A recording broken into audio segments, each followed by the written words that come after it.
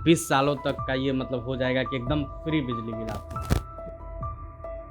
अच्छा, अभी जो 125 यूनिट फ्री है, इससे सरकार के राजस्व पर, विभाग के राजस्व पर क्या असर पड़ रहा है?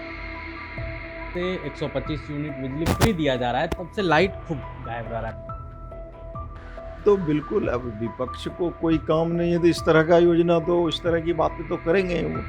लेकिन देखिए स्मार्ट मीटर का जो प्रावधान किया गया उससे तो लोगों को भारी सुविधा हुई, लेकिन उसमें है क्या कि चूंकि नया ट्रेंड था, जब कंप्यूटर लाया गया था तो लोग कंप्यूटर का भी विरोध करने का काम कर रहे हैं।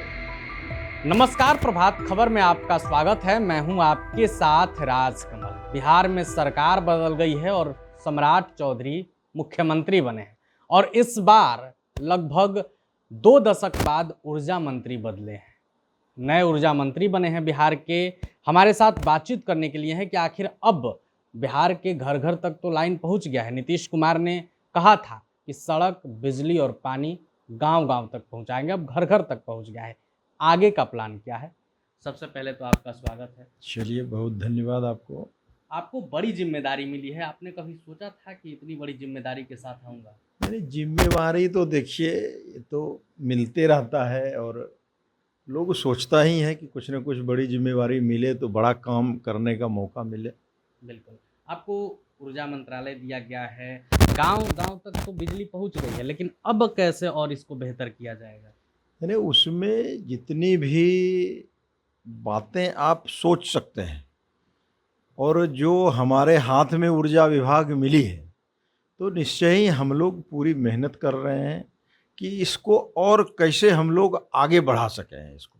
अब सौर ऊर्जा की बात की जाए, सोलर प्लेट लगाए जाएंगे, मुख्यमंत्री भी कई जगह बोल रहे हैं 20 सालों तक का ये मतलब हो जाएगा कि एकदम फ्री बिजली बिल आपको। देखिए उसमें प्रधानमंत्री जी का भी, आदरणीय मोदी जी का भी सपना है रिन्यूएबल एनर्जी के बारे में। आप लोग देख रहे होंगे कि दिन रात वो इस पर चिंतन करते रहते हैं। हमारे नेता आदरणीय नीतीश कुमार जी भी इस पर एक मील का पत्थर दे के उसके बाद आदरणीय सम्राट जी के हाथों में ये चीज़ दे देने का काम किया कि इसको आप कैसे करवाने का काम करिएगा।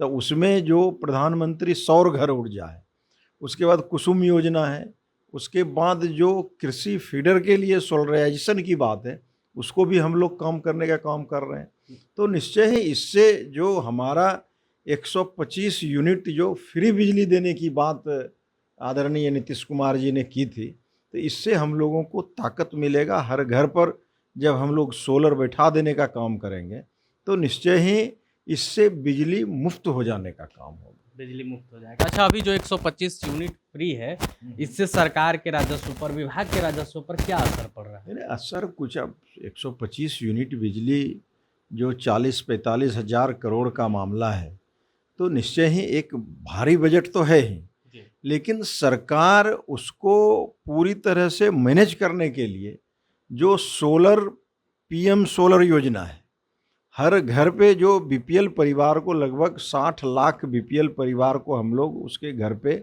सोलर पैनल लगाने का काम करेंगे। अभी 10 लाख से हम लोग शुरू कर रहे हैं उसको। 10 लाख बीपीएल परिवार जो है उसके घर पर हम लोग पीएम सौर घर के तहत उसको फ्री में हम लोग सोलर का कनेक्शन देने का काम कर रहे हैं। अच्छा, विपक्ष का आरोप है कि जब से 125 यूनिट बिजली फ्री दिया जा रहा है, तब से लाइट खूब गायब रह रहा है बिहार में। नहीं, वो तो आप लोग भी देख रहे हैं कहाँ गायब हो रही है। ये तो बिल्कुल, अब विपक्ष को कोई काम नहीं है तो इस तरह का योजना तो इस तरह की बातें तो करेंगे ही वो।